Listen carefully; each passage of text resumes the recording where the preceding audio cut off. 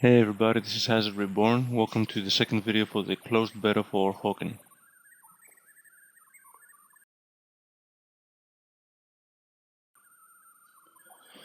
Here you actually see me jump into the second match of my experience in HAWKEN. I'm gonna show in this video pretty much all the stages, all the mechs, and all the different game modes as well. And I'll have some commentary on game mechanics, on some things that I noticed, things I liked, things I didn't like about the game, what it's really all about. And well, mostly I'm not gonna have too much commentary to bore you with it. I'm just gonna show mostly the in-game content itself from the closed beta weekend for HAWKEN, and I hope you enjoy it. The graphics are on full detail, of course, and well, for beginners it's a pretty smooth game. That's one of the first things that I can say about it. It's very smooth. Of course, while I'm saying this, you'll notice frame drops. This is not because of the game, this is due to fraps. I had a big problem with fraps, so there were some points that the frame drops dropped down to around about, the frames per second dropped down to around about 3, maybe even 5 frames per second. Most of the time I was running around 15-20 frames per second when I was using fraps to record the video, the actual gameplay. It made it very difficult for me to actually, aim or do anything right.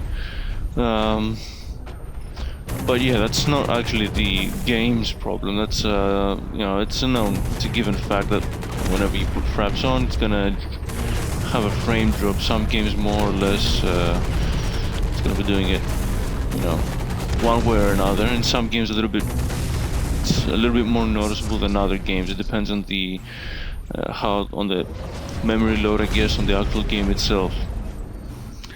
Oh, and I just got caught with my pants down there.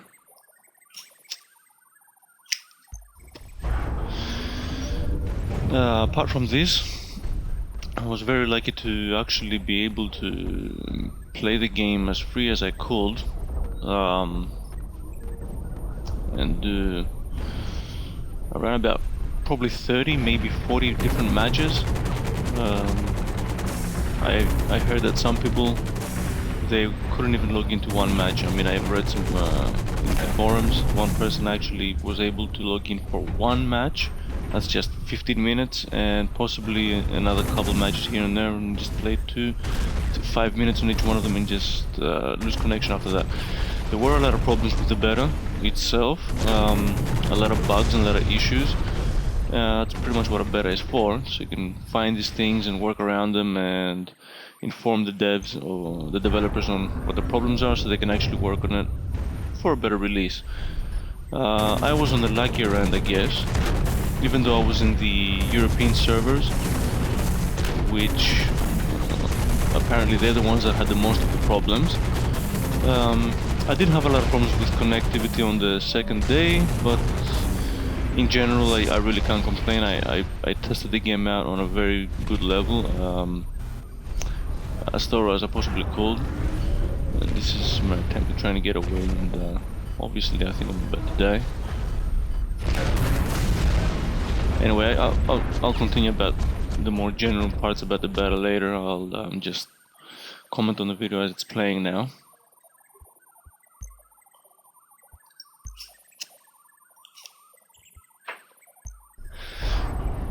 The mech that you saw me play with before was what's called the Class A mech.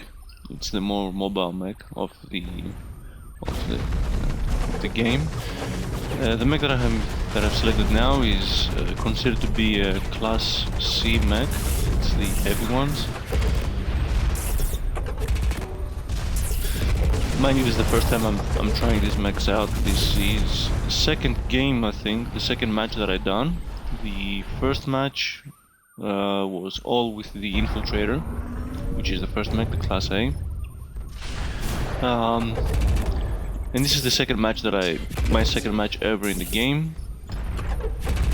I played the first match mostly without recording it, so I could get used to the game a little bit without fraps, get a little bit of the feel. It has a very small learning curve, although that's what it seems like until you realize that it actually does have a learning curve, which is surprising, and you'll see probably throughout the whole video. Towards the end, the gameplay is much different, and it's a whole different concept as it goes on. It has a learning curve, but it is also enjoyable if you just go into it in the aspect of a first-person shooter. So it's not really a very difficult learning curve. You get the hang of it. I mean, obviously most of us are noobs at the moment here, and I'm trying to see what this mech is all about. It's slower, as you see. It has a lot more defense on it, a lot more armor, which means it takes longer for me to actually die, but the fact that you move around less makes it also easier for them to actually hit you. The weapons are supposedly meant to be stronger. Okay, the rockets were a bit stronger, but generally I felt as if I was doing less damage with this mech. And obviously also because I'm not really... It was my first try with it, I was under the impression that whilst you're in the shield mode you can't move around. This is not correct. I noticed a lot of Class C mechs that I was up against, they were in that mode and they were moving around. So yeah, I didn't know that, so here I was just showing the fact that you get into the shield mode, that's all.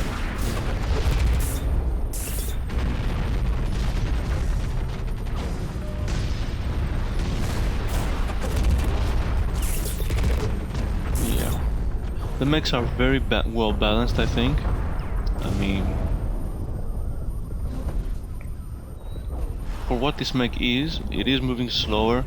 I'm guessing with if you have a real problem with the movement of this mech, you can... Oh, see that got him, and that was really a lot of damage. So yeah, I'm guessing it does have a lot of damage. It's just a matter of actually getting them. Anyway, if you upgrade this mech with all the movements, I'm guessing it will be a little bit more, less frustrating. For me, this is very frustrating gameplay, not being able to really move around as fast as the smaller mechs. But it's an option, it's a choice. It's a little bit stronger for, in the heat of battle when you're running around with about another 5 mechs by your side. If you're this guy, no one is really focusing that much on you, you can actually do a lot of damage. And you can last a little bit longer in each fight, so you can throw a couple extra rockets in there without having to be more mobile. So the balancing was pretty good for this mech, the way I felt it. I mean, you don't want to overpower it.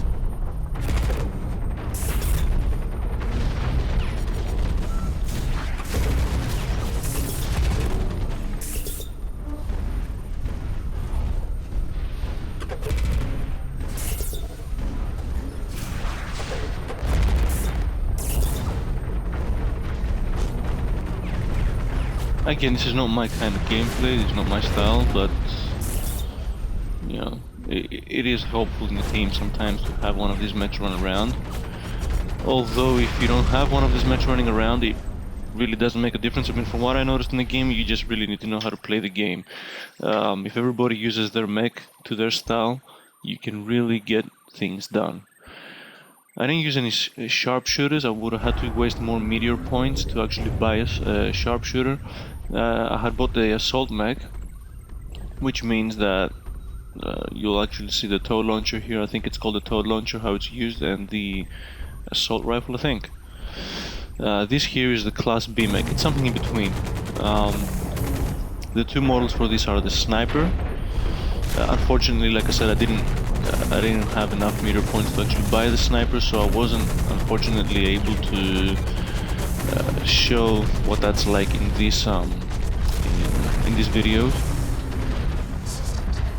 I would have liked it if I had more meter points to actually play around with it and be able to actually show what the scope is like. I didn't get a chance to say it myself, what the whole sniping is all about in this game and how it works, which is it's a real bummer, but I'm hoping on the next closed beta event probably get a chance to see that. Yeah, I even posted on the forums the idea of giving us, on the last day at least, you know, a large amount of meteor points and tech points, so we can properly test the mechs out, because obviously we didn't have enough time to actually test all the mechs and enough meteor points to test all the mechs. That's the first thing about it. And second of all, there was a glitch in there was a bug that brought the mechs back down to 0. I had that experience for, I reached level 5 I think, or 4, something like that, with the infiltrator mech. Then I went back down to 0, and I pretty much spent, a good half of the beta being on 0. I mean, as soon as I went up a level, went back down. As soon as I went up a level, went back down to 0. And then I think they fixed it a little bit. It really wasn't that fixed, because I noticed that every time I was reaching level 4, I went back down to level 3. So again, I really didn't get a chance to look at the higher skills. Here I get killed by a turret. It's one of the items that can be used in the game.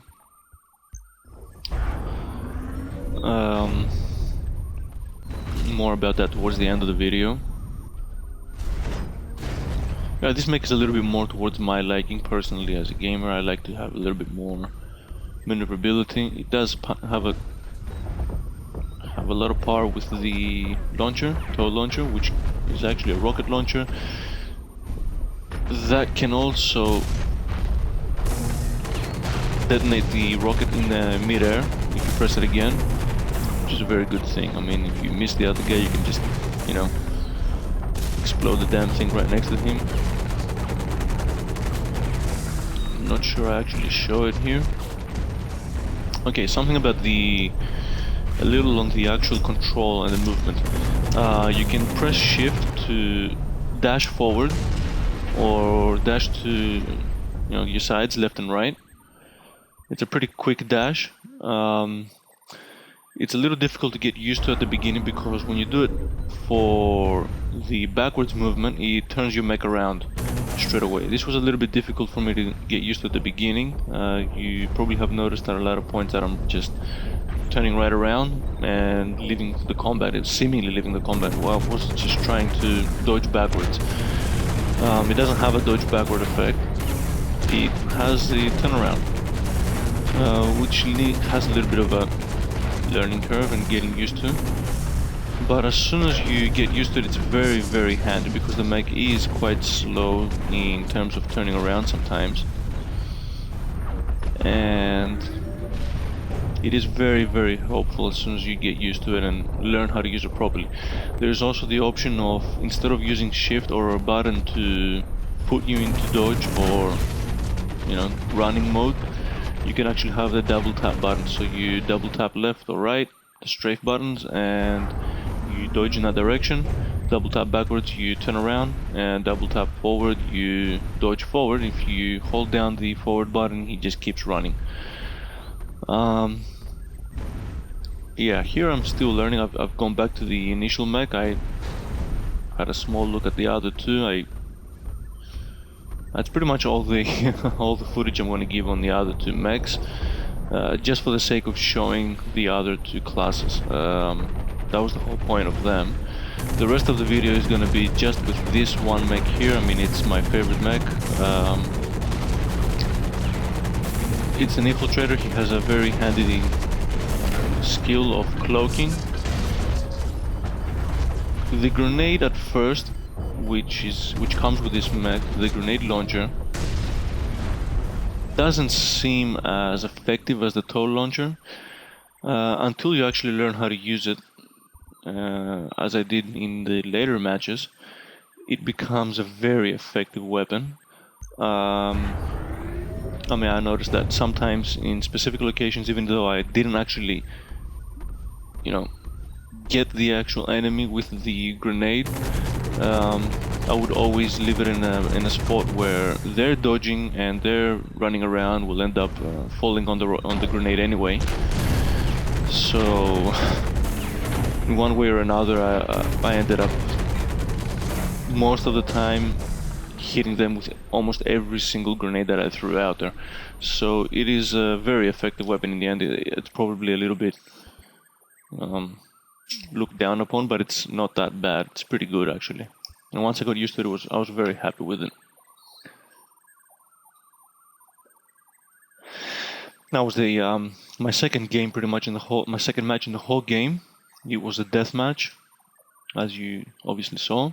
It has some statistics here. This is the match end screen. Accumulation of experience, and you know, how the mechs actually level up. Every single thing counts in the game, so everything you do pretty much, gives experience accordingly. So it's not just doesn't put them overall the mechs. The work you do on each mech counts for that mech alone. So nothing goes to waste pretty much. Here I show the stats, how they are. You see the kills, and it's pretty obvious that it wasn't just my feeling, it was also the fact that the stats show the damage ratio for these mechs here is smaller than the infiltrator. If you notice, the damage delivered and the damage sustained on the other mechs is larger, and on the smaller mech I have a larger damage delivered than damage sustained. So yeah, I mean, you can take less hits with the infiltrator, with the class A mechs, but really if you dodge around, that's the whole idea of the mech, and you pack more damage into all your enemies in the long run. You die quicker, so it's very well balanced out. You're not overpowered. This is my kind of gameplay, my style mostly, and I really love this mech. And I noticed that was pretty much the case. I mean, my ratio at some points, damage ratio went much higher. I would inflict much more damage than what was inflicted on me. And that is a good thing, because that's what these mechs are all about. So I feel the balancing of the game in the mechs to be, it's very, very good. I really liked it. It felt like, honestly, the mechs were really well balanced out. The larger mechs, they took more damage, they inflicted less damage overall, with harder, stronger hits here and there. They were able to take more damage with all their armor and last longer before each time they die, and that makes a lot of sense. The smaller mechs, quite the opposite. They inflict less damage with each hit, but more damage overall in each combat, in each fight. And as you saw there, it didn't connect on the matchmaking. I put on any match and it just didn't connect, so I was experiencing some problems from the beginning when it comes to servers. But anyway, what was I saying? About they take less damage, which means they die quicker, but you really need to rely on your dodging and running around. So it's very, very well balanced out. I had no quarrel on that. I had no problems with the actual balancing of the game. It felt really, really good. Even though later on I was pretty much on level 0 and level 1 all the time, and I'm sure I was up against mechs that were level 10 and higher. Some of them, they even said they had reached the level 18. So they had more skills than me. They had, they had upgraded their mechs to a whole different level, and still, you felt competitive. You didn't feel as if they were overpowering you. So it was a very nice feel.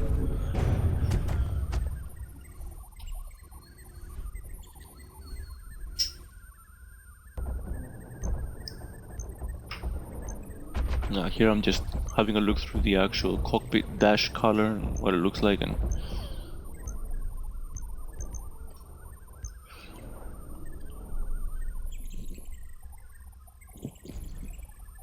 this, I think, is my first team game. It's a team deathmatch. I think, the first one that I went into is also the first one that I recorded.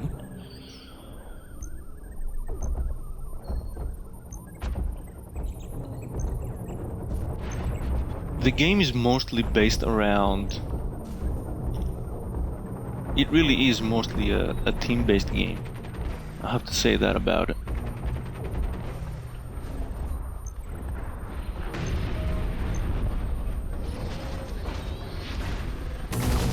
Now here I got really lucky. I mean, he hadn't even noticed me. You give off hit signature whenever you fire, whenever you use your boosters, and whenever you run. Whenever you use your boosters for running, dashing, or jumping, flying around in the air. Those little orange things that you see there that fall from each character, they're actually health points, they're shield points. I didn't figure that out until later on. I thought it was just experience, or I don't know what it was. I was just collecting them. They put your shields back up. I think it's 50 for each one of those that you collect, something like that. I could be wrong. I didn't pay too much attention to the actual numbers of it. It has a little bit of a learning curve in terms of the things that you need to learn. First of all, the HUD at the beginning is overwhelming. When I first started playing the game, you know, you really don't know what's going on where. I mean, where to look for what. You know, at the bottom left we have the team scores. According to the game, of course. I mean, the siege and the missile. Again, they have towards the bottom left some scores, I think, if I remember correctly. We'll see that later on. Mostly they have the scores on the top with the actual missile depots that you actually have to depots, or however it's pronounced, that you had to actually capture. That was at the top of the screen. But mostly in team deathmatch and deathmatch, your the game stats, the game rankings are at the bottom left. It's a little bit overwhelming at the beginning. It has a lot of things happening on your screen. You have the cockpit, and you know, all those things that are going on. Like even when you have damage visuals such as this, where the glass is cracked and things are gray and flashing and stuff, you know, it becomes a little bit hard for you to, at the beginning, to get used to it. There, for example, it was obvious that someone was next to me who was visible on the radar, and I didn't even notice it. At the beginning, it really has, that's one of the first things that the learning curve takes you into. Learning the actual heads-up display and how to work with it, and the map. The map is very, very important, your radar, and at the beginning I was really not used to looking at it. You know, coming from other first-person shooters, you don't have a radar or a map to look at. You know, the most that I have seen in some other games, I haven't played many games that actually have maps or radars. The most I came from is some games where you might actually see on your screen some indication of where your enemy and where your team players are, your teammates. This game has a lot to do with tracking your enemy, seeing where your enemy is, paying attention to your radar on movements. Like, for example, there's one guy running ahead of me. I don't think I noticed it. I don't think I even noticed it on the radar when it came up, to be honest. I mean, I'm noticing it now as I'm seeing it. And you have the button to show your teammates where the enemy is. It's default Q. So you press Q where on the location that you're actually pointing, and it shows on the map enemy sighted with a little circle. To help your teammates see a mech that hasn't actually, I don't know what I was doing there, that hasn't actually been using any of their weapons or their boosters, so they're not visible in the radar. So you can help people out in your team to actually spot where everybody is. Another thing that you really need to get used to is that it does deal damage when you drop down. When you fall from heights, you do get damage from it. I died a couple of times, but you know, I committed suicide a couple of times just because I didn't know where that was around about. And it has a small learning curve for that as well. After a while it becomes second nature to you. Just before you hit the floor, you just tap the jump and you're pretty much you're floating around all the time. You really get the hang of it. It has a small learning curve, like I said at the beginning of the video, but it's an enjoyable learning curve as well. Slowly you reach the point where the radar is your best friend. You notice where your teammates are, where the combat is going, and what is happening. You really get the hang of it, and you use the radar in a very nice way. I mean, here I didn't even know my teammates were there. In other cases, you see where your teammates are, and you will probably try to, if you're alone, try to lure your enemy to your friends.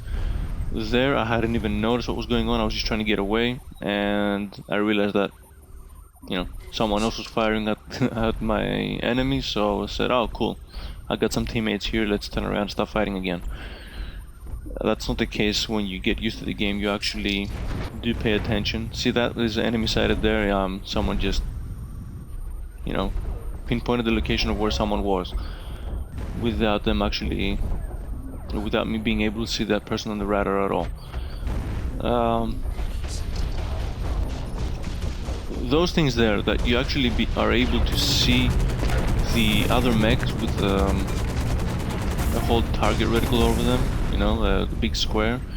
It's very helpful because the game has a lot of detail to it. It has a lot of graphics, a lot of metallic things. I mean, the mechs tend to get lost in the graphics. So this is a very, very good addition, and it doesn't make the game too easy. It really doesn't make the game that easy. I mean, it makes you as visible to them as they are to you, and that's a very good thing. It's a very nice addition, and it also makes you feel as if you're actually in a mech. I mean, it has sensors, it has all these extra systems in it, so I don't know why I'm just charging in there by myself.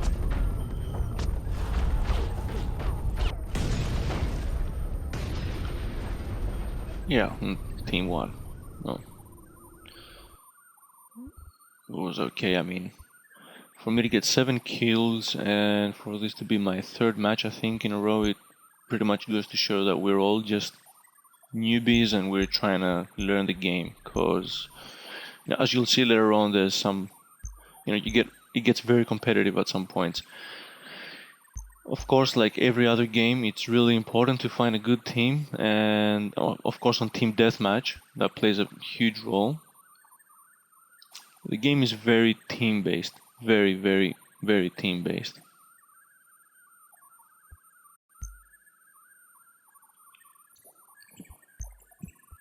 The thing I wanted to say about this game, which is a really great addition, I believe it's a really great addition, it's the whole assault, the whole assist kills.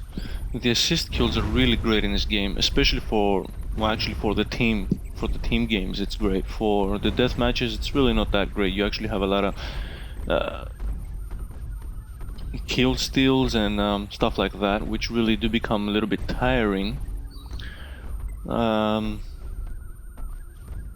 Basically, the game, each mech takes a longer time to kill, to frag, destroy, whatever you want to call it, than any other first-person shooter game out there.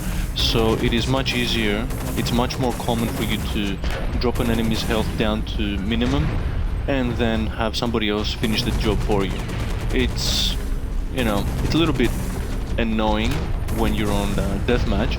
It's actually very annoying when you're in deathmatch because you're not getting your kills. I mean, I had some death matches where here I don't even know what I'm doing here. I'm just getting stuck all over the geometry. It really does have some getting used to when it comes to the stages as well, but that's normal for any game.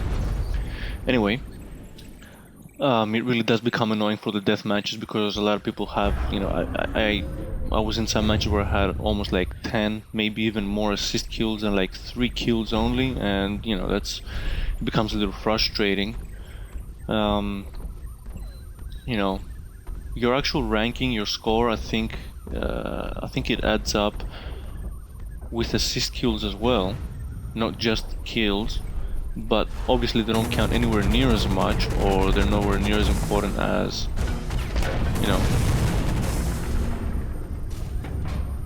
that was a nice newbie mistake there. I mean, I had him, and obviously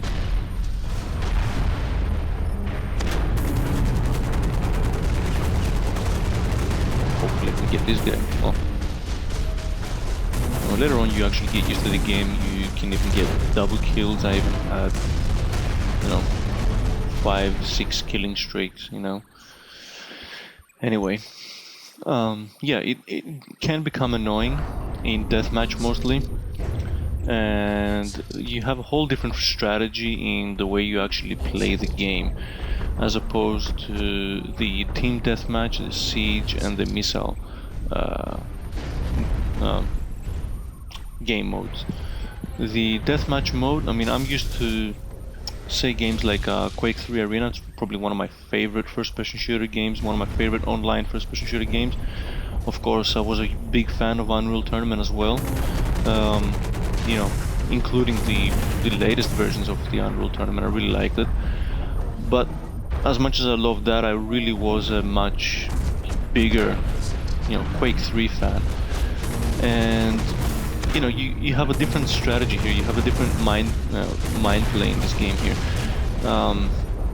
In games like Quake 3 Arena, as soon as you see an enemy, you fire at him. That's it. That's all it's all about. You know what I mean? Because you don't know where his health is, how high or low it is, and it doesn't take that long to actually have someone killed. So if someone else has really, you know, wasted someone's health, you don't know that. So you straight away you fire at them just in case you get a kill. First of all. Second of all, even if their health is full, if you can manage to stay on them with a couple of shots, a couple of hits, you know, right in there, you actually get the kill. So you don't feel as if you're weakening him down for someone else to kill. It seldom happens. It does happen in other first-person shooter games, but not that much. It's not that noticeable, especially when you have games like weapons like in games like Quake 3 Arena, you have weapons such as the railgun. And there's, you know, there is no weakening the other enemy with a railgun. You instantly kill him. That's it. You either get the target or you don't. And as soon as you get him, you kill him. That's as simple as it gets. And you know, you're used to, especially in deathmatch, as soon as you see something, you shoot on sight. In this game, again, it's the same thing in team. Because you really don't care if you're weakening the other enemy down or not. The person that's going to kill them in a team deathmatch is going to be one of your teammates. So it's an extra kill for your team, and you're working alongside. It's corporate, you know, corporate play. You know what I mean? It's very cooperative, and it's, you know, you actually want to weaken the enemy down as much as you possibly can. You know. So somebody else can probably get the kill in at least, even if you die before you manage to kill the other mech. However, on the deathmatch, this is not the case, and at some point it's a little bit hard to get used to. I was running into a lot of deathmatches where as soon as I saw the other enemy, I just, you know, as soon as I saw a mech, I just fired at them. Wrong. You don't do that much in this game. You mostly try to just you know, try to close in on him, and at a point you end up, as soon as you're seeing his health that is large, and you have a mech like mine, for example, which you really need to get a lot of hits in to kill him as compared to other mechs. Here I use the cloaking ability. At the moment, I was thinking that I thought that cloaking meant that I just became invisible on the radar. So as you will notice throughout the matches that I have reported, I don't use it that much. It's not really something that I use as much in the matches. Towards the end, I finally realized, because I finally saw somebody else use it against me, and you know, he was using it a lot. Obviously, I was, and my teammates, able to still kill him off, you know, with a little bit of luck. And I realized that, hey, yeah, the cloak doesn't actually make you invisible on the radar, it makes you invisible, period. So that's a good thing. That's a good thing. It actually changes your strategy, not so much as to get away from enemies, which is the way I was using it so far, but mostly to get into a combat without being noticed, you know. It gives you 5-second cool, it's invisible for 5 seconds. You can get around an enemy in that time without them really knowing what's happening, and then just appear right next to them or behind them and start firing at them. So I didn't really use that ability as much as I could, and like see, I'm using it there, thinking that it would just make me invisible on the radar and then start healing. So, you know, healing is another thing that you really need to learn in this game. At the beginning, we all felt as if we had to just find a specific place where no one's gonna see us, no one's gonna pass by for us to actually heal. That is the case sometimes, but you know, you get caught with your pants down even in those situations. The best way to actually use the healing sometimes is even during combat. I mean, I had most of my successful heals. I mean, I was using in some cases a lot of heal, you know, in situations and spots where no one would expect someone to be healing. And you really, you know, once you start learning your environment and you start learning the game, you know the moments to actually start healing. I mean, there were points where I was seeing enemies walk in front of me, and they were walking around me, and they hadn't seen me. I was just like, you know, like out in open spaces, just like, you know, you have to pick your places where you're gonna do the healing. Another thing, as you're charging and as you're running, you can't use your weapons, which is a real bummer. Even towards the later stages of playing the game, I still was not used to this. It was very annoying sometimes. I found that, you know, it was just annoying. I mean, I was just rushing towards the guy and I'm, you know, pressing my buttons to lob a grenade at him and it just wasn't working. I'm like, oh yeah, I'm running, so that's why I can't fire. I really do wish that they changed that. You know, I mean, I don't see a reason for it. I don't understand why you can't fire while you're running. It's, you know, I don't agree with that part of the game. That's something that I didn't like. Back on the assist kills, in deathmatch you reach a point after a while where you're actually you're more cautious on your kills and who you fire at and how you draw attention to yourself. And you actually reach the point of strategy where you end up stealing kills from other players. I mean, it enforces it on you in some way. I mean, I know it's a little bit tacky, you know, it's kind of like cheating in a way, but the game enforces it. I mean, the game is pretty much designed that way, and everybody does that, and you reach a point where you're doing that as well. I mean, we had, you know, like, there were people that would really not draw any attention to themselves. They would just look at a duel between two mechs, and, you know, as soon as one of them is almost dead, they'll just jump in and try to, you know, they'll lob a grenade or something that will make a lot of damage and ensure the kill. And obviously then start a duel with the other guy, which had some of his health taken away, so that's an advantage. And that's just 2 easy kills right there and then for you know what I mean? So it's really a matter of, deathmatch is really a matter of stealing kills from other people and, you know, using the whole combat of others to your advantage, which is really kind of cheesy in a way. It's really, I personally don't like that kind of gameplay.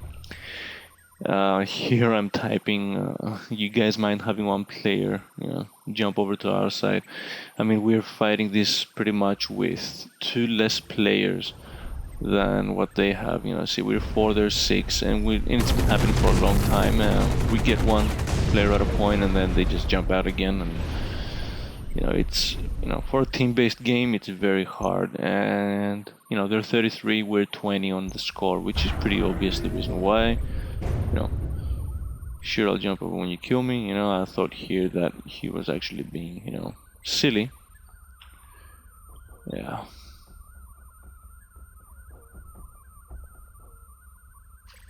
But then I realized that, wait, hold on a second, you can't actually change, you know, unless you, that's why luckily I didn't send it, that's a good thing.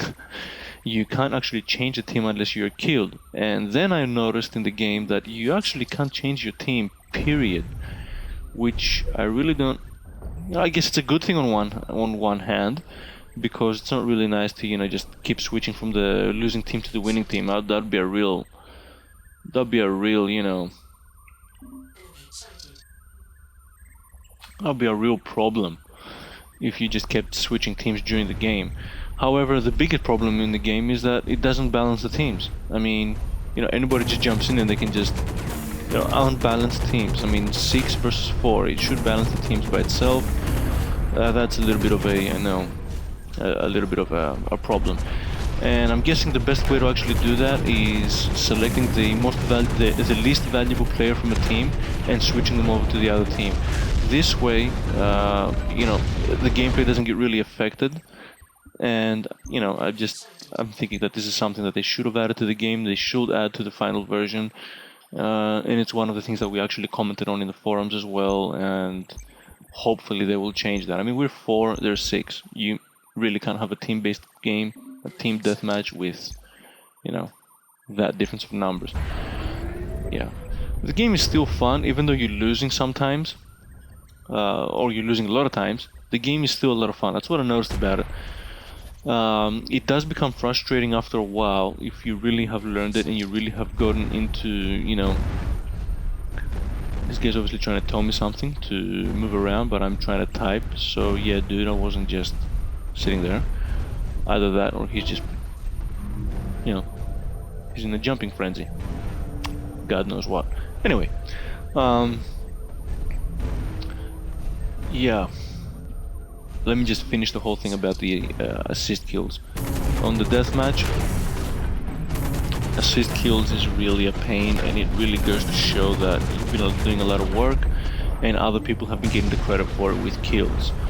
In team deathmatch and siege and all that, it's really not a problem. It's a huge addition. It's a great addition. I love seeing, because in a lot of games I end up being the person that assists more. I'm more of a team player. I don't go in there trying to chase kills and try to get the most kills and stuff like that. I just want to win. So I see it as a team game, and that means that I will actually jump into a brawl before the other guys, just to sacrifice myself so I can lure an enemy into a trap, or do things like that where I can actually put my teammates in an advantage. I'll try to weaken an enemy down just so my teammates can get him, even though I'll die. Just as long as we get the kill. Of course, they'll get the kill as well if I died. But so you try to do it moderately, and I might weaken someone, notice that my team players have it, and I won't bother with killing him. I'll just aim at someone else and try to weaken another enemy, and keep doing that. So I'm very team. I'm a team player in most ways. So the assist kills is really great. It's a really great addition, and in many games, probably you'll see it here as well. There were around about 14 to 20. I think like 20, maybe even more matches that I did not record. I try to record as much as I could, so I can make that later on in the video. I'm not gonna have much commentary. I'm just gonna leave it play, and you'll see for yourself what it's all about. Yeah, you'll see for yourself what the game is all about.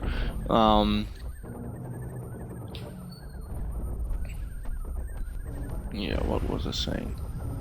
Sorry, I'm losing my mind here. My thought process.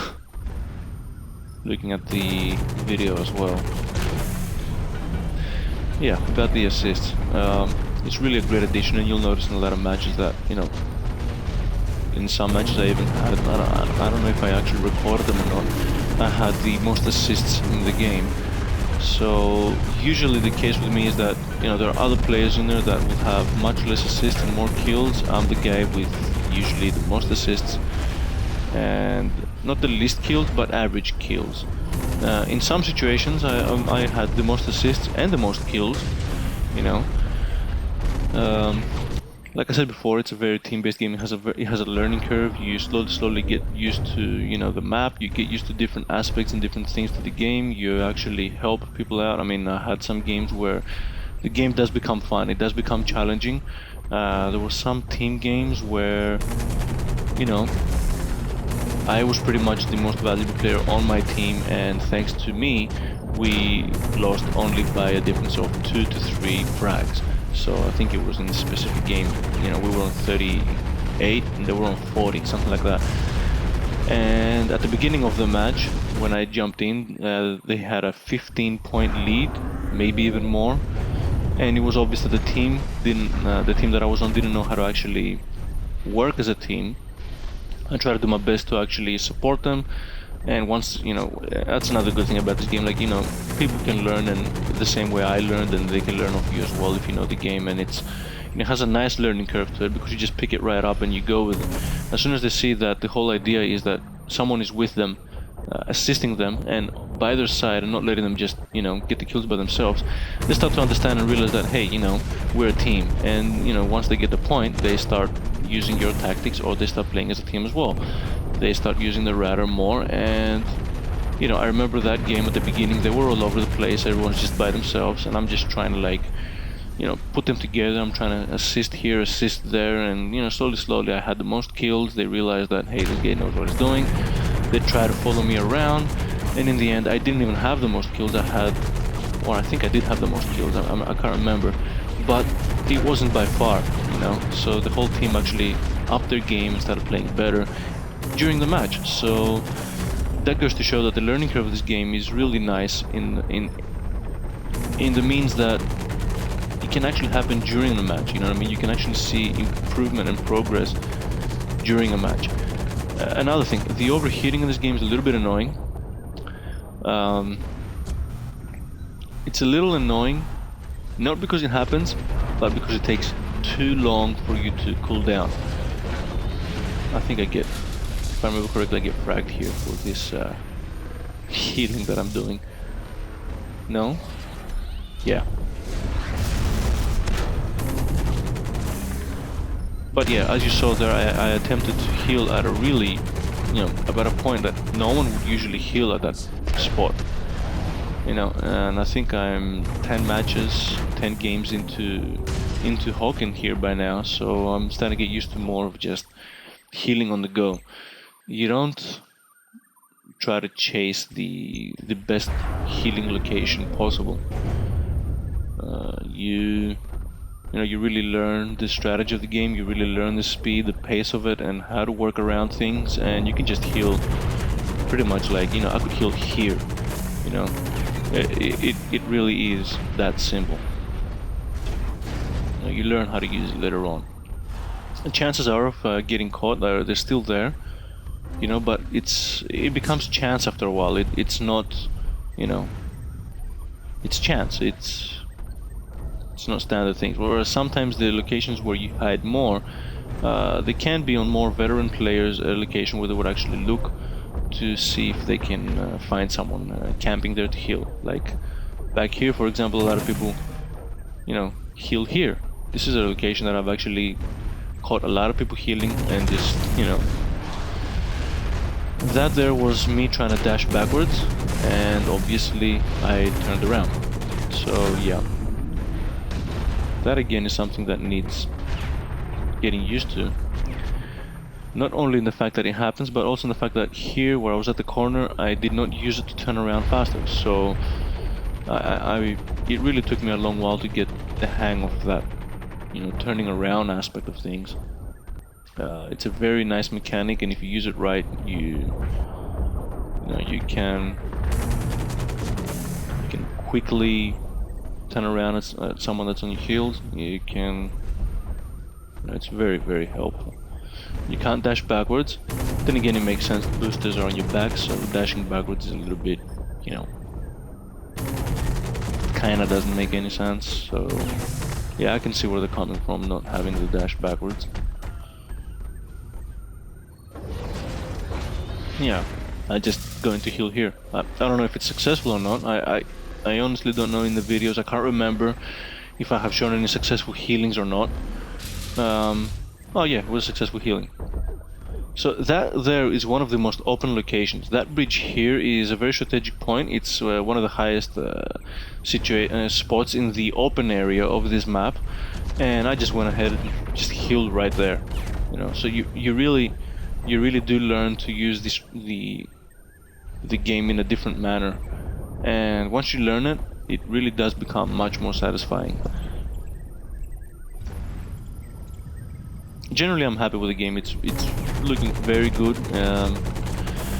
You know, there were a lot of bugs in the whole beta release. A lot of bugs. There are some balance issues. Sahara Siege, for example, which was the first siege I played, and it was a big mistake that I didn't record it because we were going very good and it was a very nice game.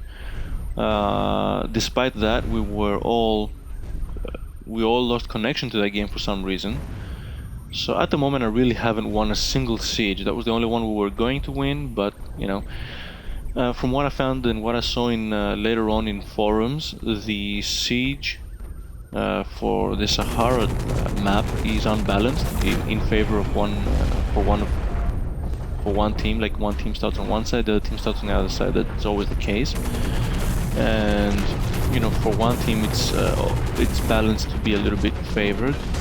That's probably why it felt a lot easy, even though it was my first game. So yeah, it's probably true. So there's probably some balancing issues in that stage.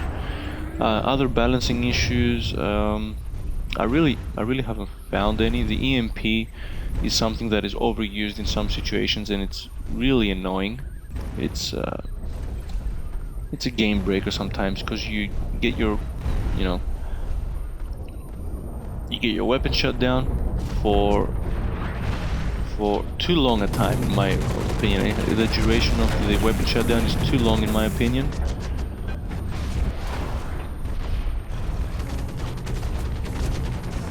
Yeah.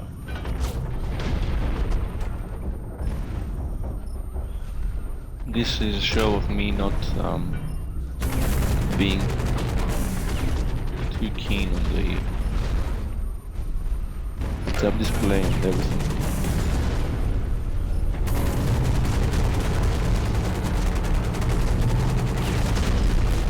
And nice. Yeah. Instead of using a grenade there, I just try to assault him. I don't know why, but anyway. Balancing issues, other balancing issues. I really didn't find that many problems in balancing issues. The EMP was overused. You can dodge it, yes, but it really is overpowered in one way or another. Shields are overused as well in some situations. I mean, I've had, but you just work around that strategy. They're not really overpowered. You just work around that strategy. EMP, on the other hand, is a little overpowered. I mean, there was a situation where we were all stuck in a corridor, both teams, and like 4 members versus 3, I think.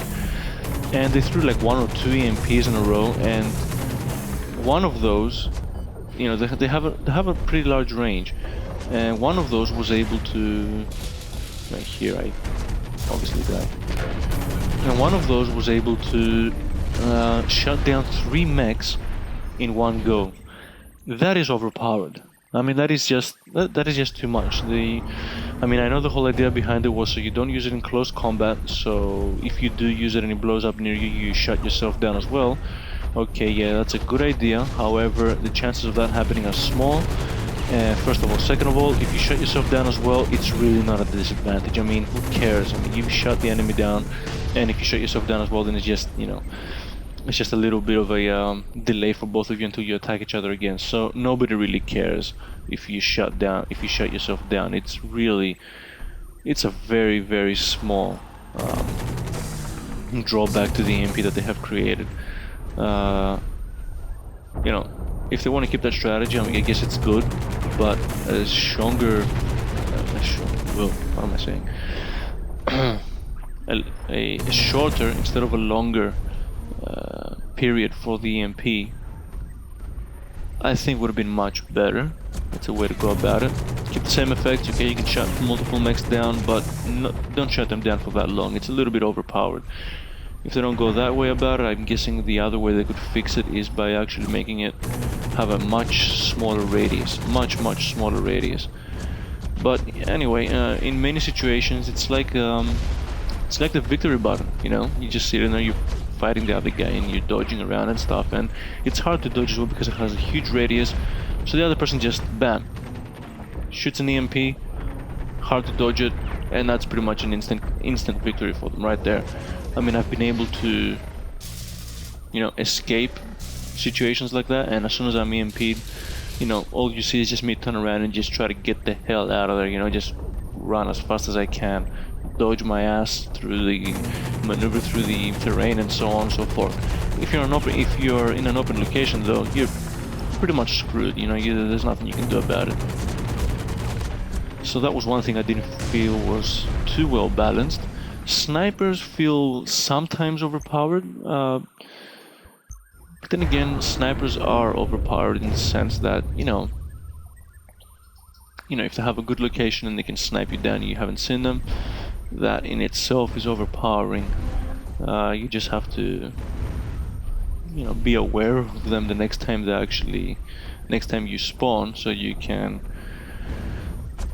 try to find your way to them slowly to take them out. There's a lot of red dots. Something else. There's a lot of red dots on the map here. That's another item. It's a radar jammer. And see, now everything just disappeared again. Those things are really annoying. Really annoying.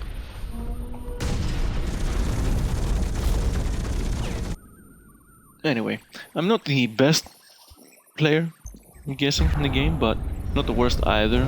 Pretty average. I felt in a lot of situations that I was the most valuable player in my team. Had a lot of good games.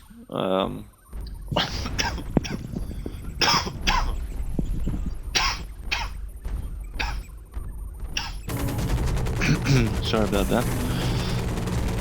I'm not the best player out there, but you do feel valuable enough. I mean, I'm pretty good.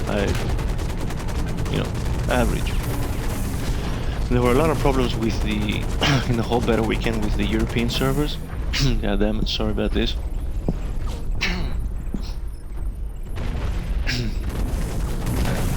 I even jumped into a couple of US servers, and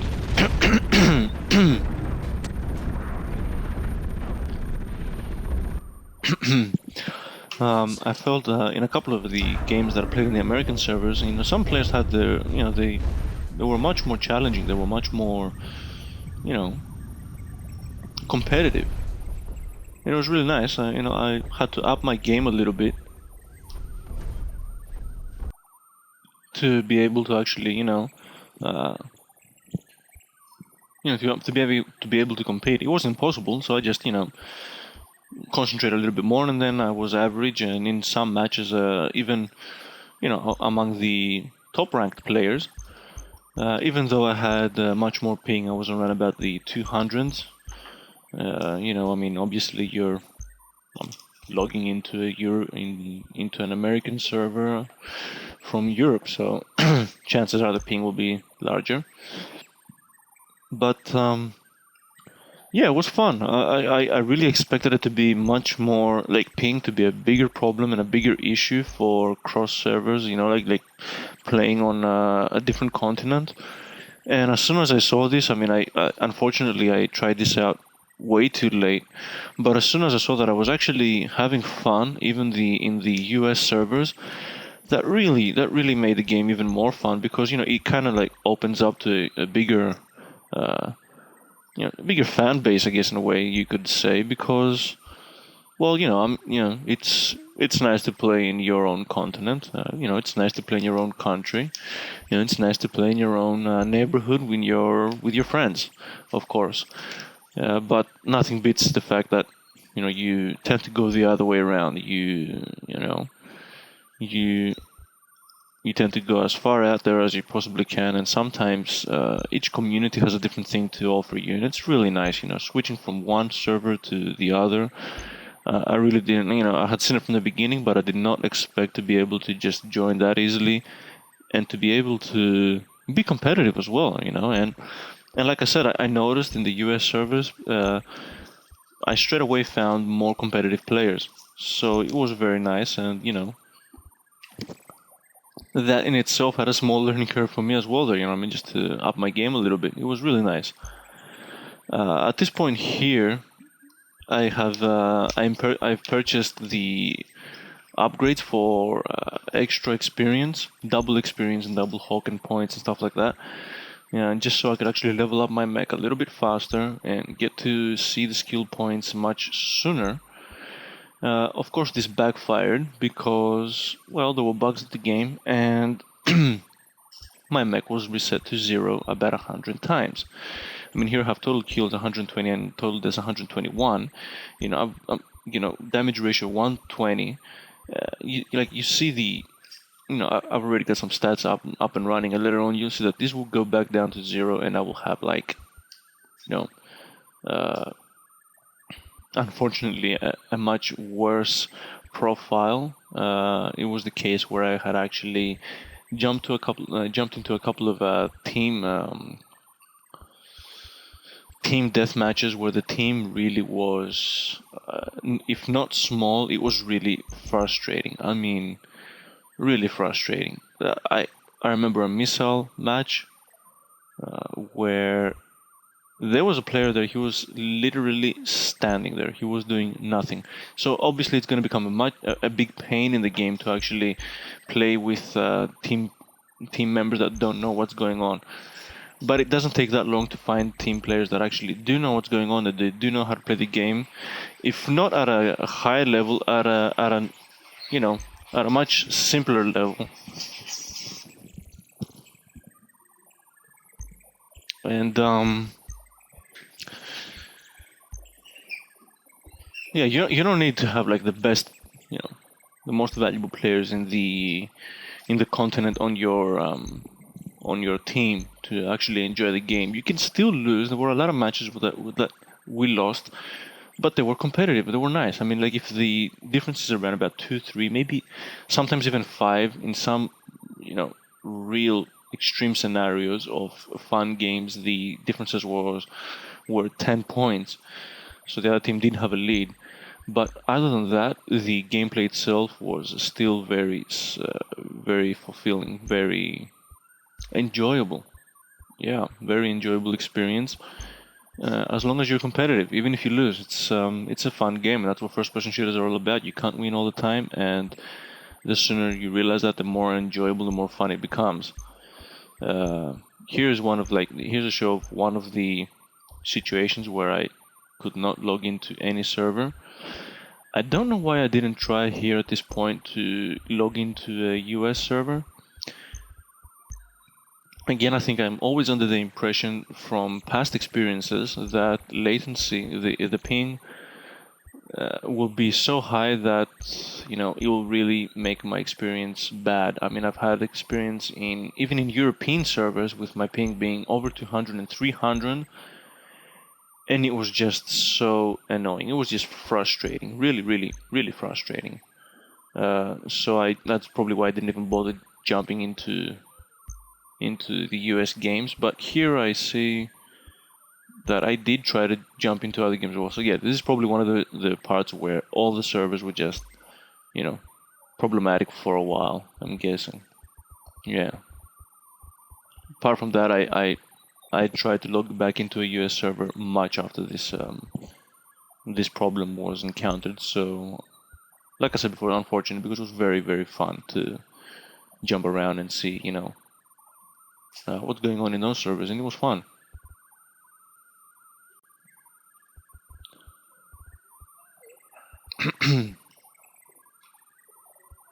Let's see if I'm actually missing out on something. I mean, I had a lot of things I wanted to add and say about the game.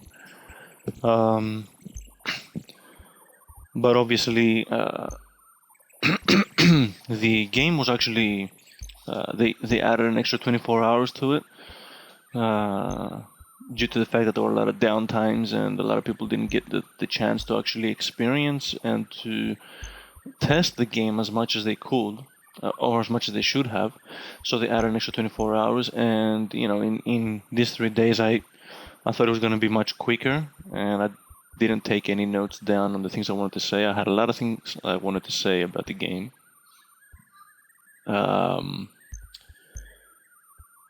Yeah, and to be honest, I'll see if it just comes back to me. It was a lot of things. I mean, this here is a missile assault, and these are the objectives of what you have to do for the missile assault. I'm going to showing in this video all the stages, all the different titles. At the beginning, we were all stuck on just Andromeda and just playing on Andromeda. The stages that we had on the beta were Sahara, Andromeda, Allies, and Titan. My thoughts on all these maps, they were all great. They were beautifully designed, amazing graphics. I really love them.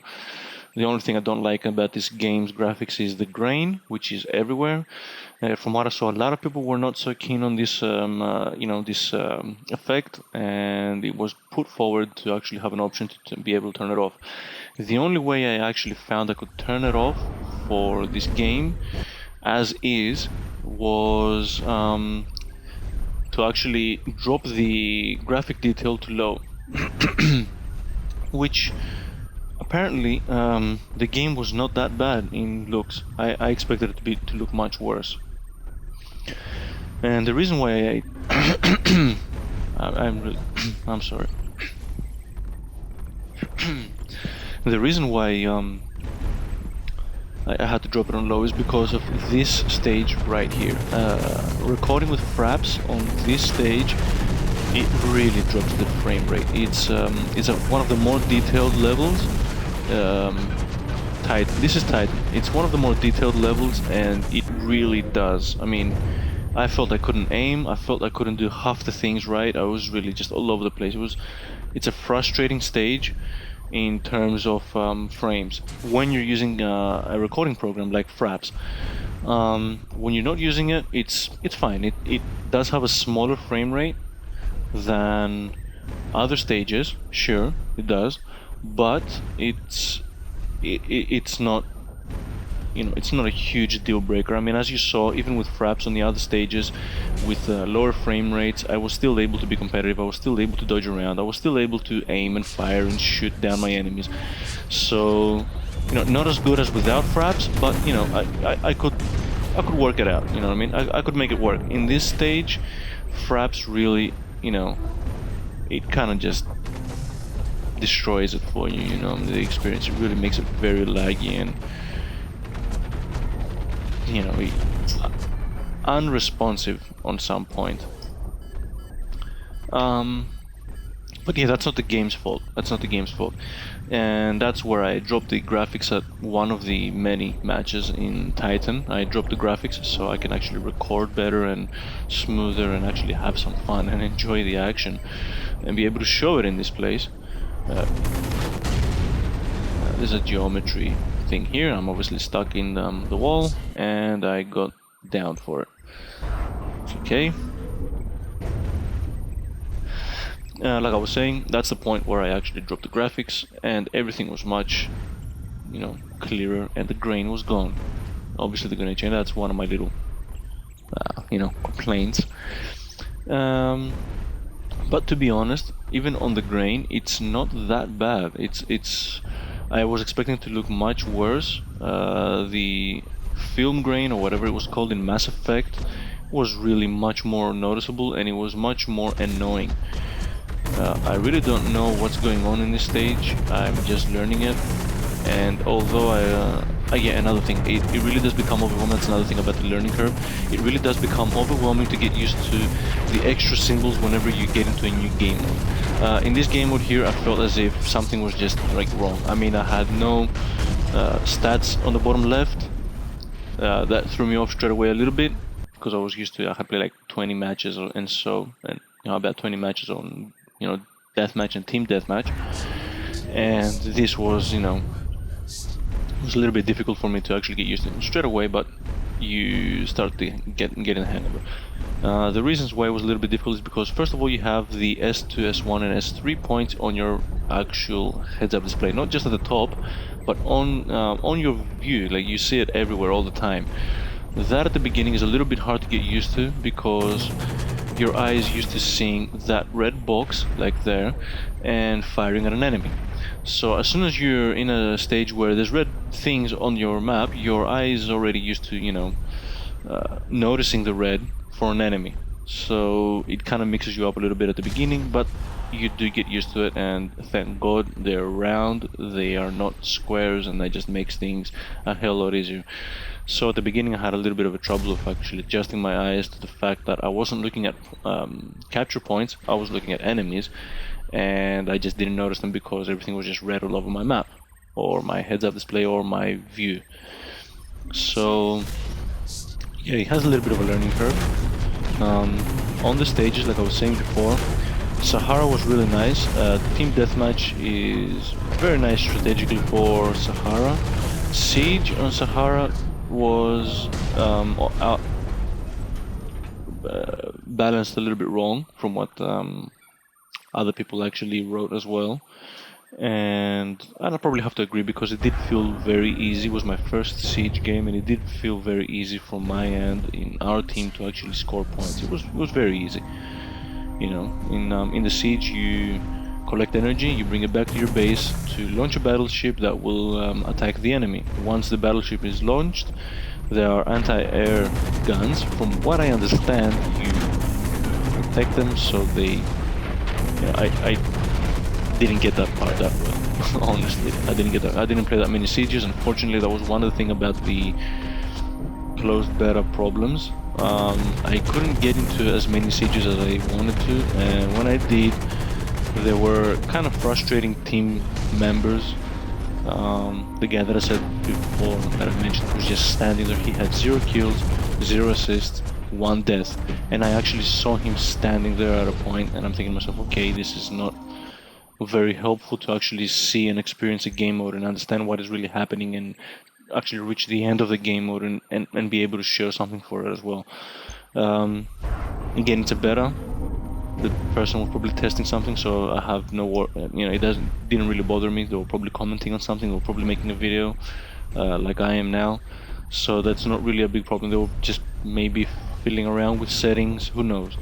It wasn't a huge problem, I guess. I just hope that, obviously these things on launch will hopefully stop happening. Sahara's pretty nice, you'll see that later on. I liked it much more in Team Deathmatch than anything else. Deathmatch was okay, but it had nice strategic positions for Team Deathmatch. Andromeda is probably one of my favorite stages, and probably the first as well, and probably one of my favorite because I learned it. And after that, there's the alleys. That is a very good stage for team, maybe for deathmatch as well. I don't think I got to play a siege and a missile in the alleys. I'm not sure. And Titan. Titan now is, well, it's the current level we're playing on right now. It's a love-hate relationship. I have a love-hate relationship with Titan. It's beautifully designed. It's very strategic, has a lot of open places for snipers. I'm not a sniper, I hate snipers, I never play as a sniper, and although I wasn't able to show in this video what the sniper scope and all those things look like, I wouldn't have done it for my sake. I would have done it just for the sake of the viewers, so they can actually see what the sniper is like. As far as I go, as far as my taste goes, I don't like sniping. I hate snipers. I don't like them. I don't like playing as a sniper. I don't like playing against a sniper. Period. I don't get frustrated, obviously. It doesn't annoy me. And I actually like them in the game, and I actually like the fact that there is a class that I don't like. It's that love to hate kind of thing. So I noticed it has a lot of very good positions for snipers in this map. They were able to position themselves very well, and I should know. I was, I was sniped down quite a few times in this map. And it's a very nice map. It's very strategic. It has a lot of levels. It's one of the most multi-leveled maps. It has like little bridges. It has the base level. It has probably two 2 or maybe 3, I'm thinking 2 levels of bridges in between, and then the higher levels, which the higher levels also are connected by little paths, and they have some extra even higher levels. So it's a very it's a very leveled design. It has a lot of, you know, ups and downs. See, underneath me there is another bridge, and underneath that there is another location which goes even further down. So it's like 1, 2, 3, and the higher location, like in general, there's about 4 levels to the game, to the stage, 4 different designs.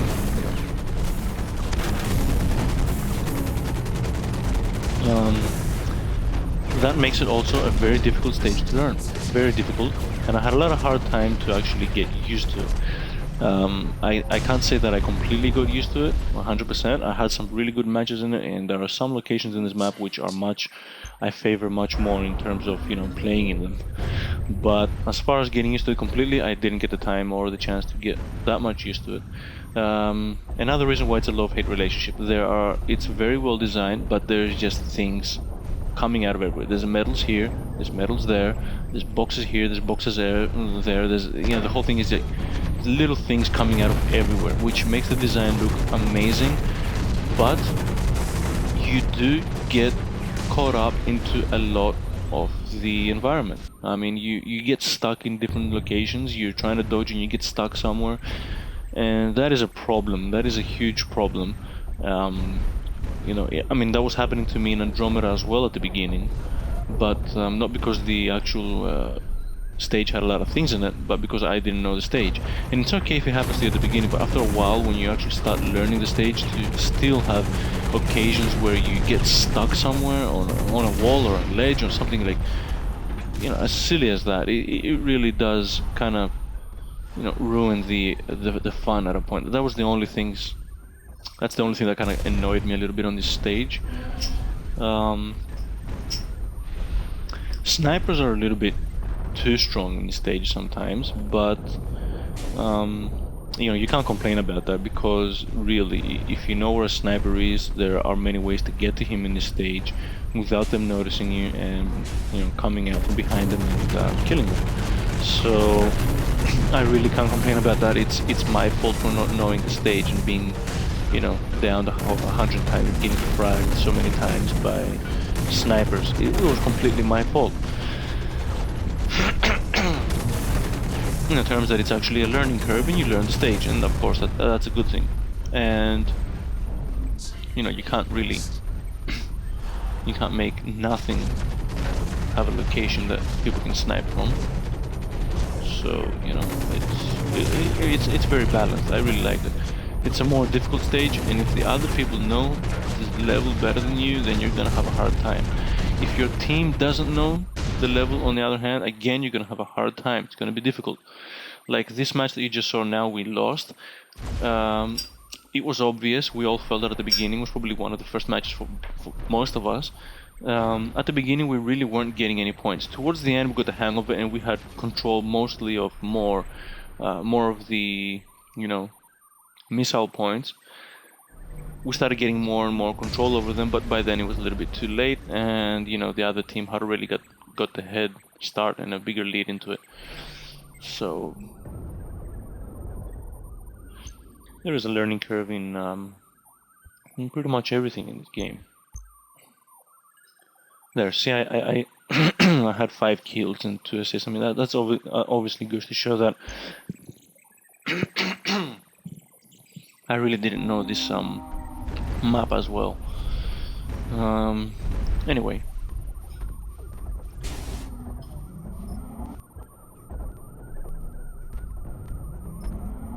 This is another one. I just jumped right into it. We're already losing. You know,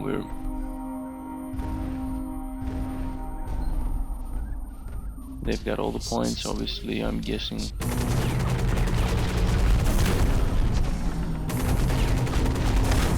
Yeah, there were some good moments before this, without fraps.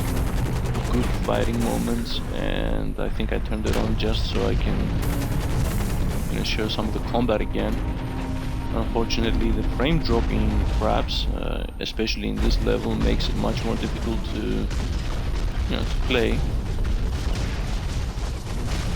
So I don't think I'm not sure if I have shown good enough action in this level with...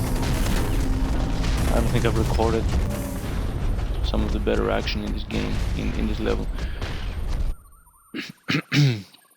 Notice I use the phrase downed a lot because obviously it's used in the game, and after, I don't know, I think it was like about, it was more than 12 hours of gameplay, I think. No, maybe 10 hours. Let's just say it was about 10 hours of gameplay. It was a lot of hours, and I was lucky to actually log into a lot of servers and have a lot of matches. You get used to the phrase instead of fragged. You know, it says so and so was either eliminated or downed by, you know, so and so. So that was one of my problems with this stage. It was a little bit hard to get used to. It was, you know, which didn't make it as enjoyable. But really, it's a matter of learning. Learning the stage, learning the enemies, having a good team as well with you. And that's pretty much it. Towards the end of the video, again, I'm not going to be commenting throughout the whole video. I'm guessing you'll probably tiring you as well with all the commentary. Towards the end of the video, I finally drop in some items and start showing what they're all about.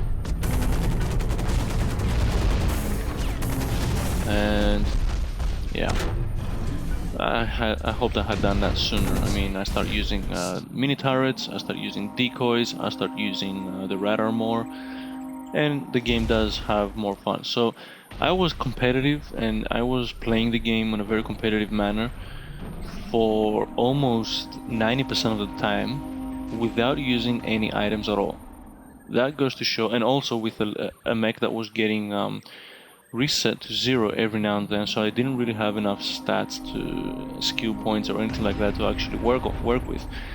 So that just goes to show that the game is very nicely balanced. You know, it is a skill-based game, so you do feel as if what you're doing counts, it matters. You know, your ability to dodge, your ability to aim, it all counts.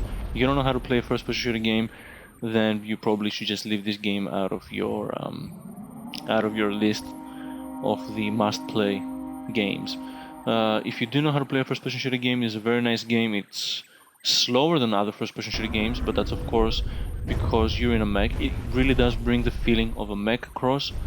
There is an acceleration in all your movements. So from startup, when you actually start to walk and move around, you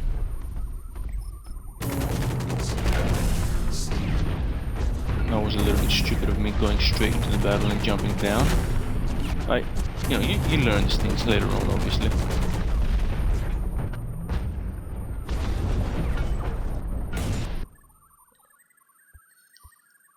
Anyway, yeah, it has all these, like, you know, small delays when you start to move. It has a small acceleration.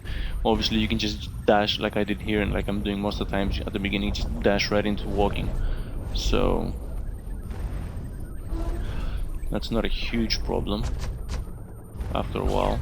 The fuel needs a little bit getting used to. I mean, that's another thing about this stage here. It's probably one of the levels where I would just fly around and always hit a ledge and not be able to get over it or past it. That's just the level design of this game, of this stage here. It's really... I hope they fix it. You do tend to get caught up on a lot of things. I mean, you have to calculate all your movements as if you don't want to touch any walls or anything, you know, like just making it is not good enough. You have to actually have, you know, have space between you and the other, between you and the terrain, because it really does tend to, you know, stick you there.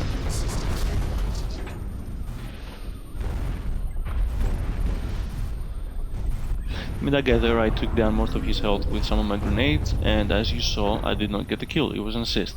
You know, a lot of those things happen. So, but like I said before, in a team game, it's actually nice. I actually liked it. I actually liked it in the team game.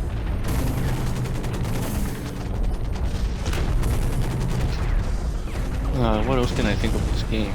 Okay, I wasn't able to experience all the skills, obviously, with all the resets, and back down to 0. And didn't see all the classes. Later on, I'm going to show some shots. Probably won't be commenting on them because it's too long of a video for me to actually make the commentary for every single part of it. I mean, it's about 2 hours long or something like that. Later on, I get the chance to go into one of the levels by myself completely. Andromeda, if I remember correctly, was the level I did that on. So towards the end of the video, there is a stage that I am actually just walking around by myself. Walking around by myself and just showing the terrain, the graphics, what the actual game looks like. It really is fascinating. They have done really great work. There I didn't get stuck on the terrain. That was lucky. I mean, even here, while you play, you don't really get to notice all the details because you're focusing on other things, but the design is really beautiful. I mean, you can see in the far distance the buildings and the city, and you know, a lot of work has been done. It's a huge world. I mean, it gives you the feeling of a huge world. The stages aren't that big, the levels aren't that big, but it really does give you the feeling as if you're in a world. Yeah, the design is amazing. They've done really great work on it. From what I'm seeing, this team obviously knew what they were doing, and we got a bit of an advantage in lead. I hope this match is a win, so I can show that as well. I really don't remember. Like I said before, I tried to record as many videos as I could. The game. Try to record as many videos as I could. Simultaneously, I mean, the whole point of the beta testing was not just to make a video out of it, but also to test the game and see what the wrongs were in it, so you can actually, you know, keep up with the developers and, you know, just inform them and tell them our thoughts and our opinions on it. So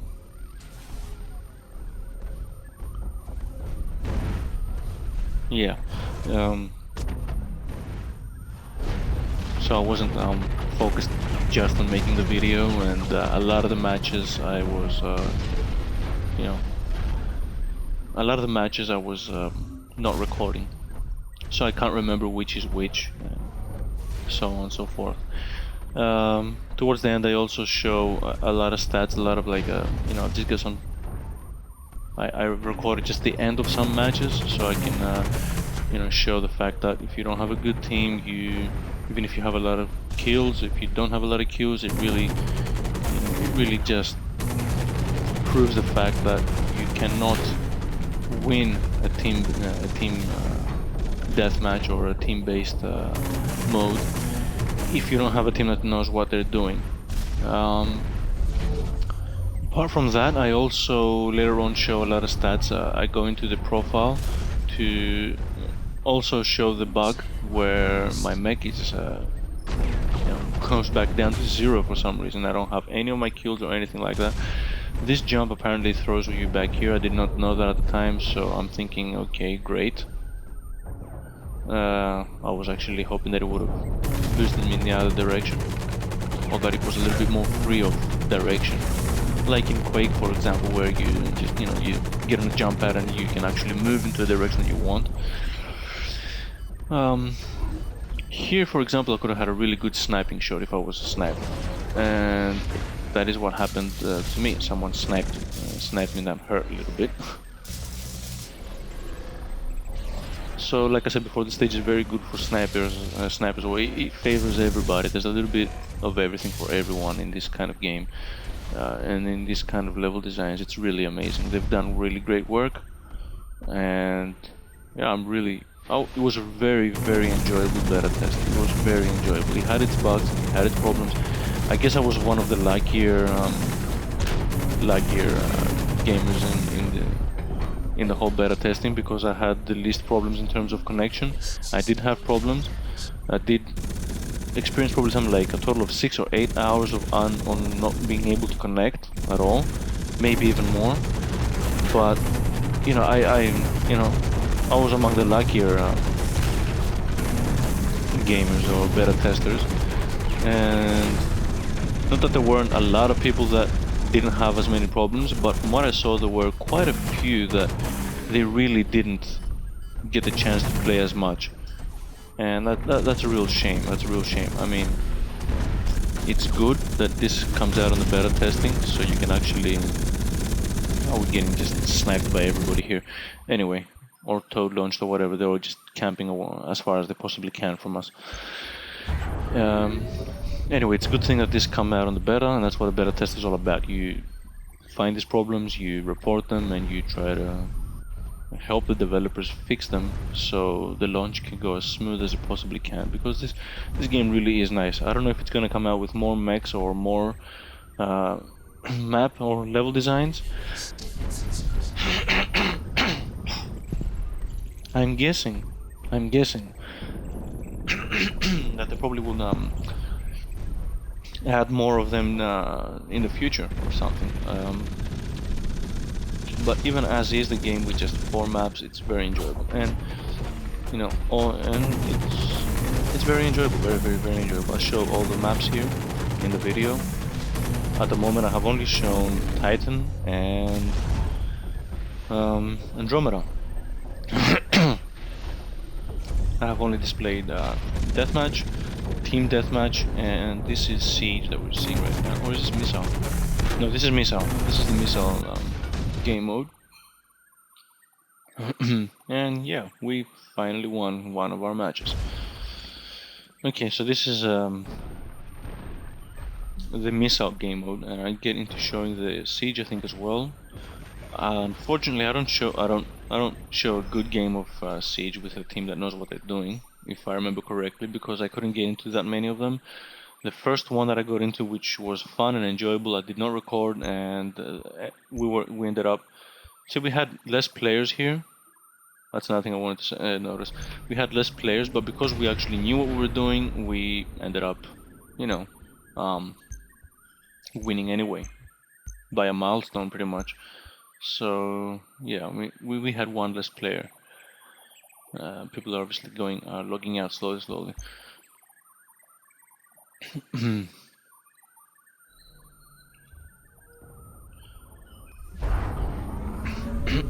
Anyway,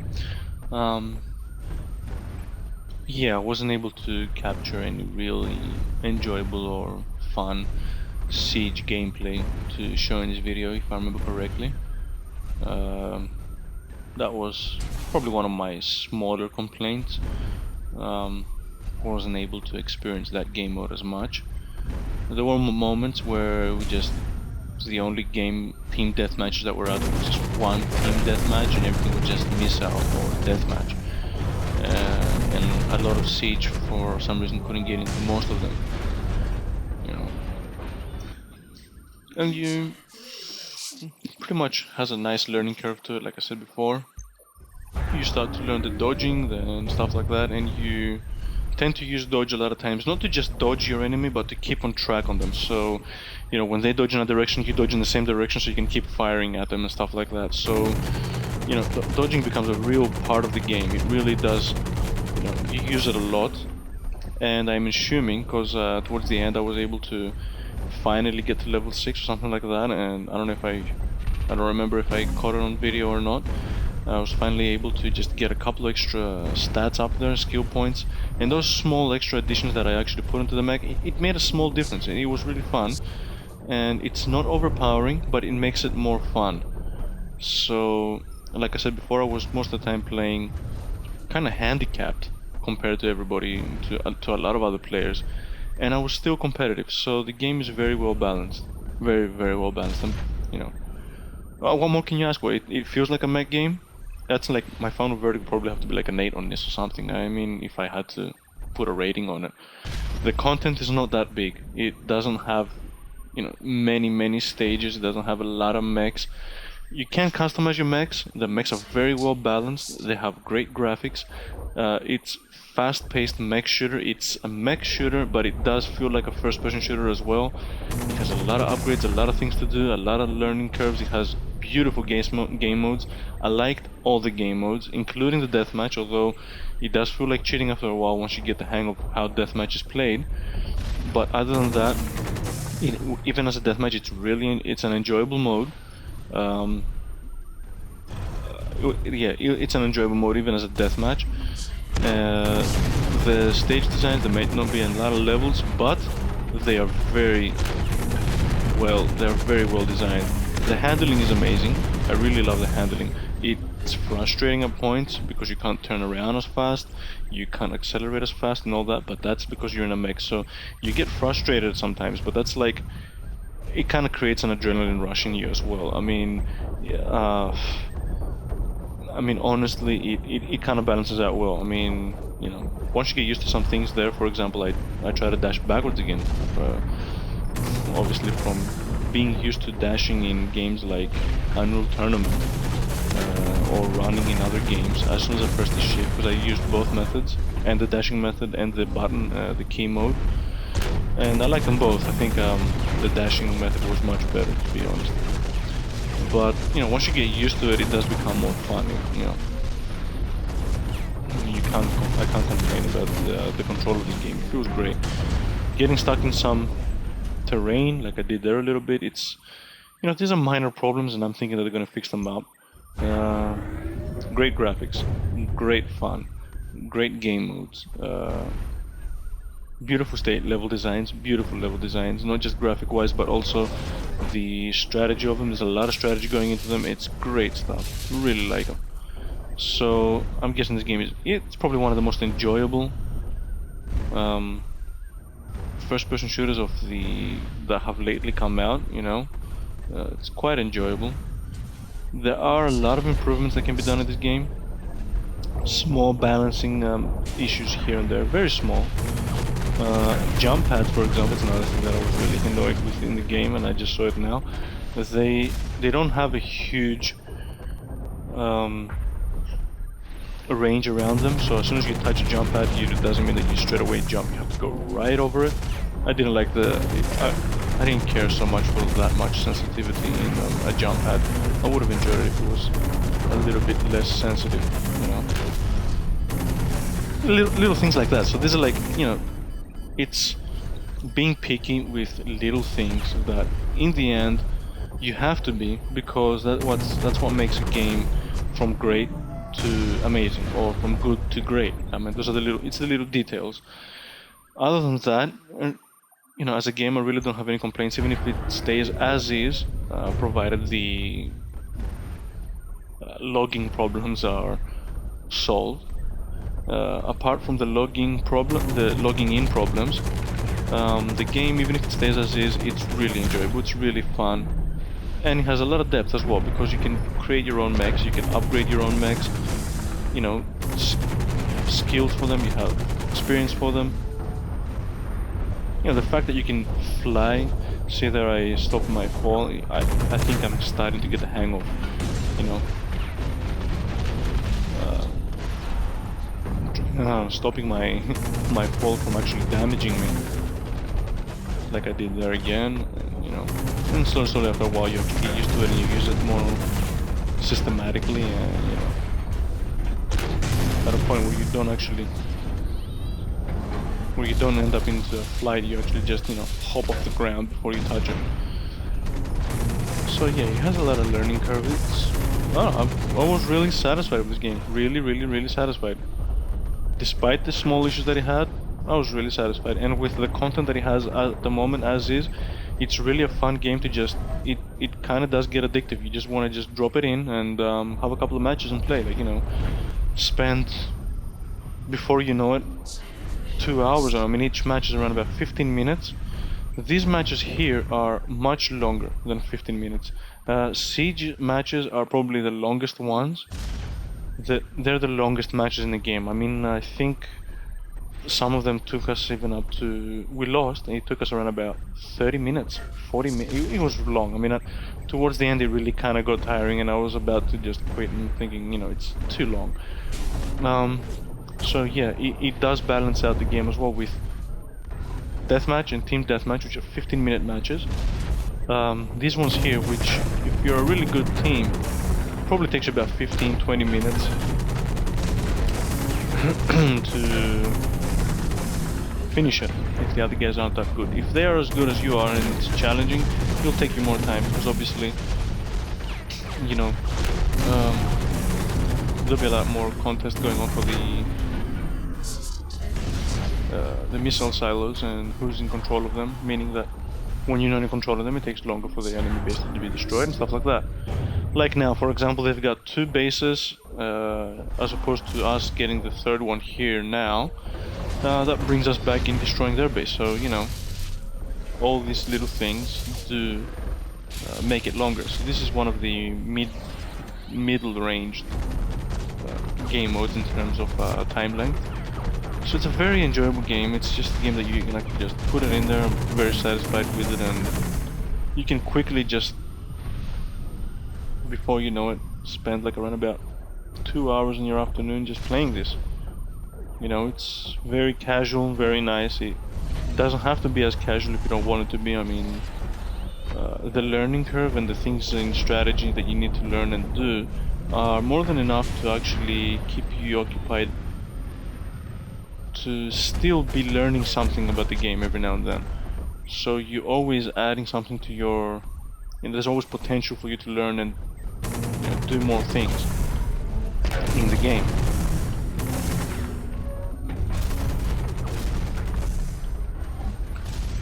Which is great.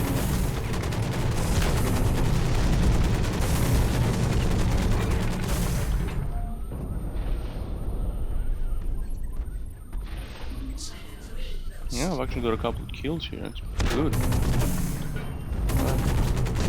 Surprising. And, you know, I usually get more assist kills. I noticed.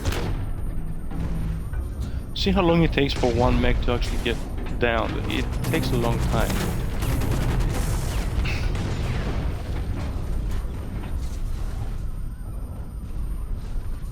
It takes a long time, so there is another problem of getting stuck in the terrain, like I said before. There we go. And obviously I just got gunned by everyone there. Anyway, it does, like you saw, take much longer for a mech to die, so assist kills is very common in this game. Very, very common. And you have to keep it in mind for the free-for-all death matches.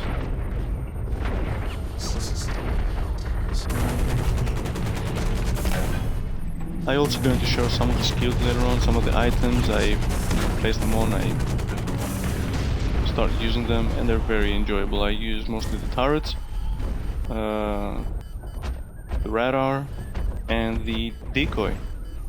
Unfortunately, I was not able to get one of the best things that I had done in terms of strategy. I had placed a turret and a decoy at a point where I was behind the alley, and it was in the alley stage, and it was like one of the alleys that I was, you know, I had placed a decoy on the bridge, and I was hiding in one of the locations a little bit behind it, and they started firing at it. They thought it was a normal mech. Obviously that straight away gave away their location for where they were. I had placed a turret nearby, so as soon as I knew where they were, I created like a little, kind of like a bottleneck effect or whatever you might want to call it, where I just closed in on them and started firing the hell out of them, and with the help of the turret as well, they had really no chance of defeating me. I think I took 2 or 3 kills down in just that one instance there. So you can really create great strategies with your items, and use them wisely. If you use them wisely, you can make a lot of, you can have a lot of, you know, good stuff going on in, you know, the whole content of how the... I almost killed that guy. I almost killed him.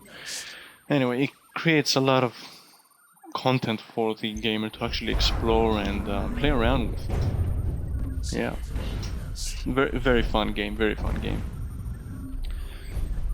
So, yeah, I guess I'll leave it here.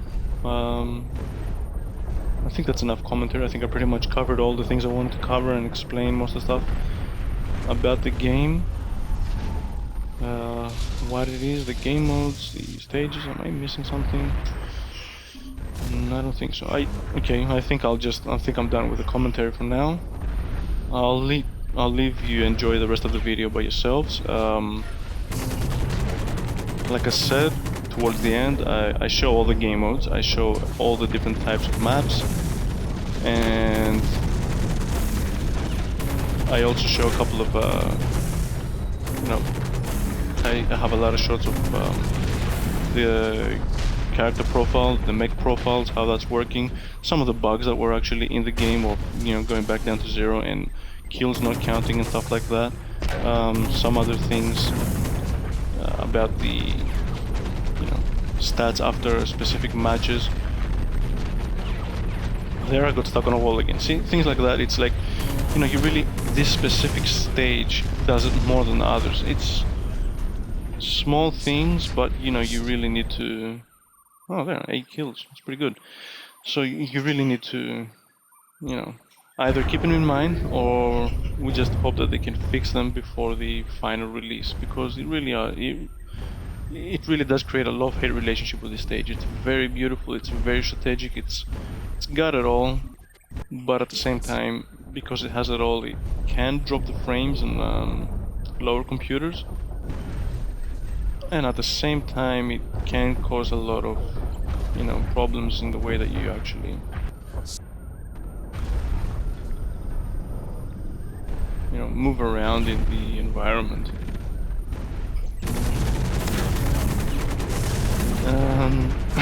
I also have, towards the end, one of the matches where I'm by myself in it, and I can just look around and take a good view at the whole map, what it looks like, which is a very nice little addition that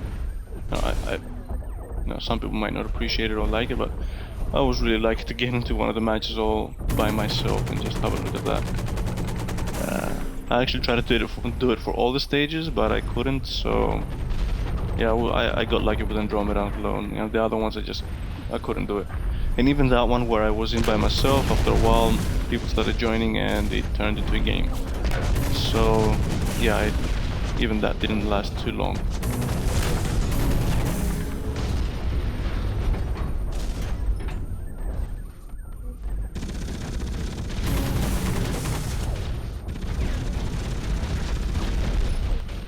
Yeah, it's a very, very enjoyable game.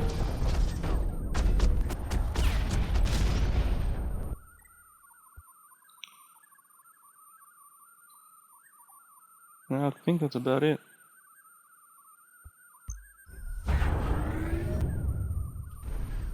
You will also notice later on that I'm showing the damage delivered versus damage sustained model and how it works, and that obviously the infiltrator, the class A mechs, they have a larger damage ratio. My damage ratio was much higher on the infiltrator. And towards the end I had, I think, about the damage delivered was around about 40,000 more than the damage sustained. Apart from that, the deaths that I had were more than the actual kills that I had done. So that just goes to show that how the game actually balance some things out. If they fix some of these problems that they have with bugs, it's really nice balancing. I mean, I really like the fact that I sustained less damage, which means I am more versatile and more maneuverable. At the same time, I'm not overpowered, and I have as many deaths as I have kills, so I'm quite easy to kill. That's probably the reason why I sustain less damage. I mean, it only takes 500 armor to kill me off than to kill one of the bigger guys, the Rocketeers or the Brawlers. Yeah, and the fact that being able to deliver more damage for your class than what you sustained goes to show that it pays off for a mech that is all about maneuverability. So yeah, I think they've done the balancing really well, really well. Enjoyable game, very fun. Looking forward to maybe another closed beta event. From what I heard, that maybe they're gonna have another closed beta event. Not sure. If not, looking forward to the release of the game. And it's up there in my graces. It's a great game. I really love it. Really love it. And that's it from me. I'll leave you to it and enjoy the rest of the content from the different stages and the different game modes that I display.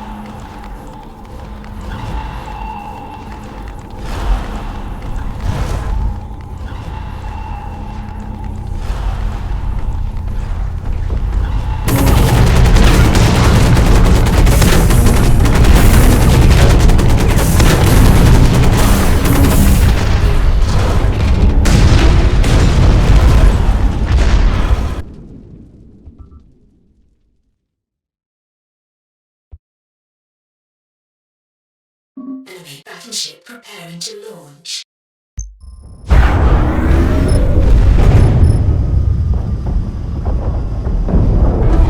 Enemy warship launched. Countdown at 10.